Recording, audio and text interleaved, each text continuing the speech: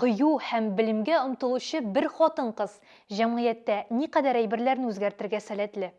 Сәлам, мин Гүзәл, бу Корале һәм бу чыгарылышта без танылган мәгърифәтче татар хатын-кызлары турында сөйлибез.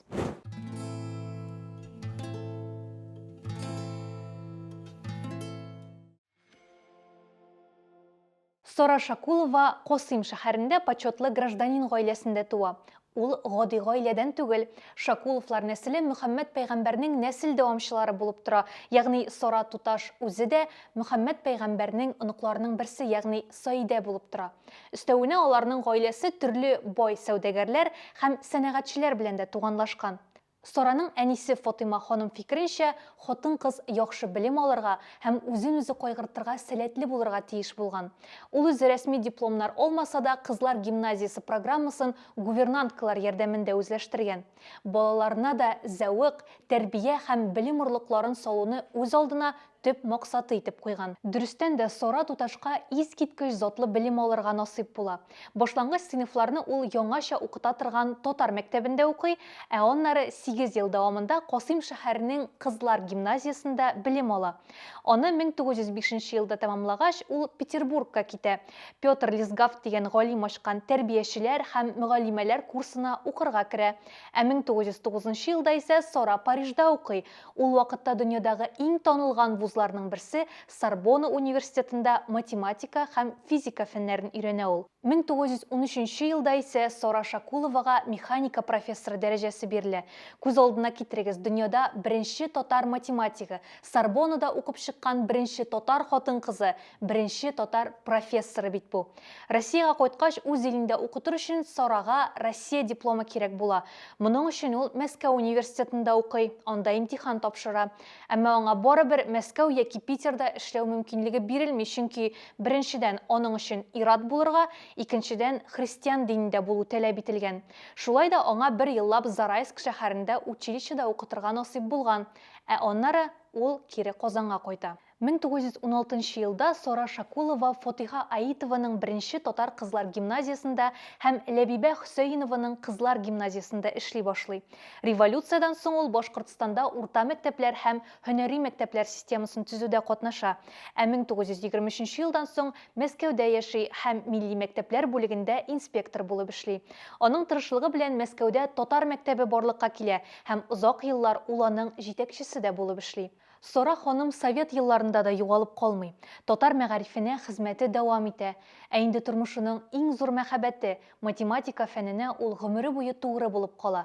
75 яшенә кадәр ул Мәскәүнең техник вузларында механика һәм геометрия фәннәрен укыта. Үзе кебек үк тырыш студентлар тәрбияләп калдыра. Ләбибә Хөсәйния татар кызлары өчен мәктәп ачкан шәхес. Ул 1880 елда хәзерге Норлат районының Яңа Әмзә авылында дөньяга килә. Аның әтисе Хади хәзрәт авылда мулла була.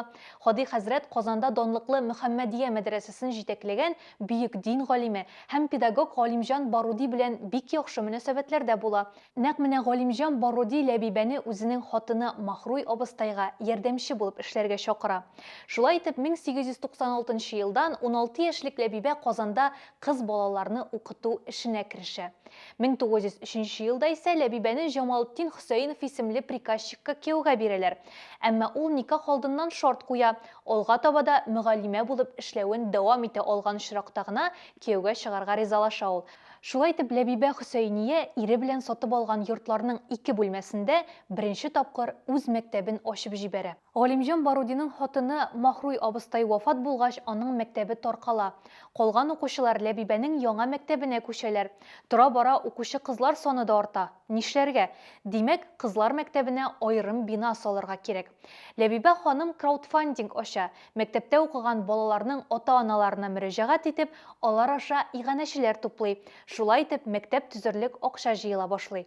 1908 елда Казан тарихында беренче тапкыр татар кызлары мәктәбе өчен махсус бина төзелә. Кайчандыр Ләбибәнең өендә 2 бүлмә генә тәшкил иткән мәктәпнең укучылары 200-ден артып китә. 1914 елда Ләбибә ханымның мәктәбе яна. Qozon сәүдәгәрләре Садык Галикеев үз хисабына 2 катлы бина төзергә тәкъдим итә. Әмма Ләбибә бу юлы да үзенчә эшли. Төрле байлардан бурычка акча алып, бинаны үзе салдыра. Нәтиҗәдә ул айрым бер байның ихтыярына бәйле булмыйча, үз иреген саклап кала. Бурычларын да ул 1918 елга кадәр тулаем түләп бетерә. Баштарак дини дәресләрдән генә торган укыту программасына соңрак төрле телләр, математика, тарих, география, гигиена, рәсем, җыр, кул эшләре кебек фәннәр дә өстәлә. Ләбибә бердән кызларга гомуми белем бирергә омтылса, икенчедән шундый ук мәктәпләрдә укыта алырлык яхшы мөгаллимәләр дә әзерләргә тырыша. Шуңа күрә мәктәбен педагогика институты дәрәҗәсенә күтәрү өчен ул үзенең бар көчен куя. Дәүләт тарафыннан 100% танылмаса да, Ләбибә ханымның үз имзасы һәм мөхере сугылган дипломнарны татар дөньясы яхшы кабул иткән. Аның мәктәбен тәмамлаган кызларны эшкә чакырып, төрле төбәкләрдән килгәннәр. 1917 елда исә мәктәп рәсми рәвештә Дәрел Мөгаллимәт, ягъни укытучылар әзерләү мәктәбенә әверелә.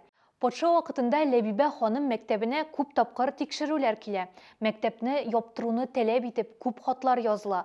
Каршы кешеләр күп булса да, кызлар мәктәбе үзенең эшен уңышлы гына дәвам итә.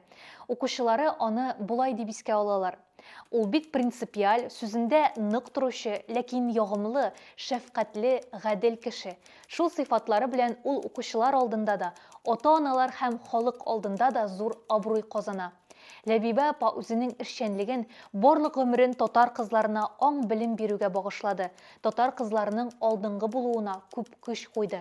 Мөстәкыйль тормышка әзерләде, хәзерлекле, киң карашлы татар кызлар тәрбияләүне максат итте. 1920 елда Ләбибә ханым янә фаҗигагә тарый. Алар яшәгән кварталда зур янгын чыга, аларның өйләре яна. Өстәвенә гаилә тиф белән чирли башлый. Шул елның көзендә Ләбибә ханым вафат була.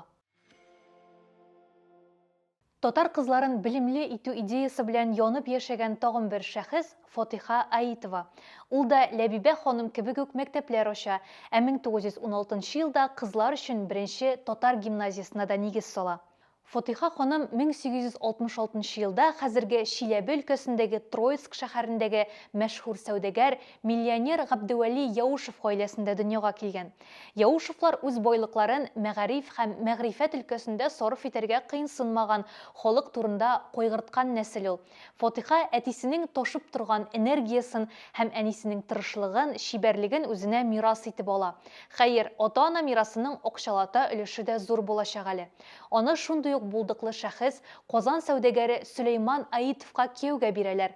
Ләбибә ханым кебек үк Фатиха да кияүгә чыккан вакытта ук иренә үзенең зур хыялы, хатын-кыз мәгарифен үстерү нияте турында әйтеп куя. 1897 елда Аитова Казанның Сукну бистәсендәге ярлы гаиләләрдә үскән кызлар өчен бушлай башлангыч мәктәп ача. Анда гомуми белем бирү белән рәттән күп һөнәрләргә дә өйрәтәләр. Бу тәҗрибә җәмгыять каршылыгына очраса да, Аитова проектын дәвам итә һәм инфраструктура, укыту программалары өчен ресурслар җыя. 1906 елда әтисе вафат булгач, Фатихага шактый зур суммада мирас кала. Ул бу акчаны яңа мәктәп төзүгә сарыф итә. 1909 елның 27 августында Фатиха ханым Иске Татар бистәсендә 4 сыйныфлы кызлар мәктәбе ача. Мәктәптә татар телендә дөньяви белемдә бирелә, рус телендә укытыла. Укытучылар составын яхшырту һәм белем бирү программасы сыйфатын күтәрү өчен ул төрле хөкүмәт оешмалары белән даими эш алып бара. Аитова мәктәбе чыннан да ниндидер бер мөгъҗиза булып тоелган. Бар тик кызлар гына укый торган мәктәптә Коръән, хәдисләр, татар теле, арифметика, география, тарих, рәсем, кул һөнәрләре, рус теле һәм башка файдалы дәресләр керә. Укучыларның махсус мәктәп формасы, көрән төстәге күлмәк, ак яки кара алъяпкыч, алсу каймалы ак яулыклары була.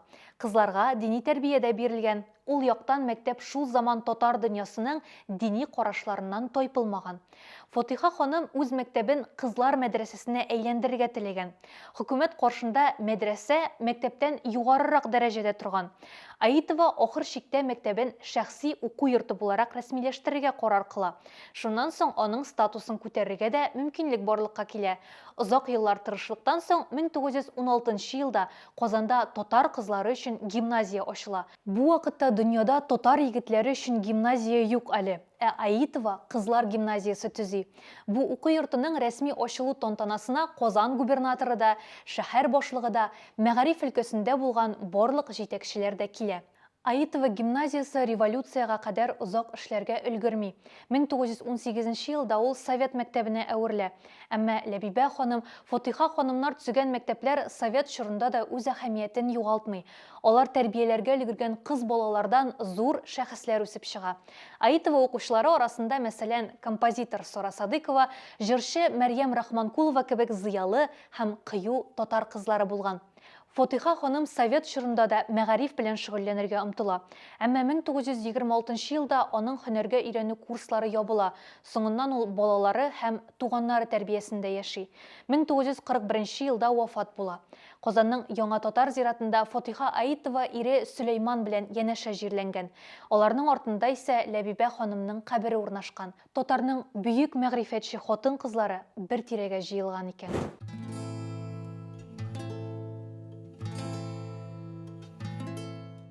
Бу хатын-кызларның тарихы чын мәгънәсендә сокландыра торган үрнәк, килешәсездер. Әлеге чыгарылышта без аларның нибары өчесе турында гына сөйләдек, әмма чынлыкта алар күпкә күбрәк. Ә безнең бурычыбыз исә аларның мирасын саклау һәм киләсе буыннарга тапшыру.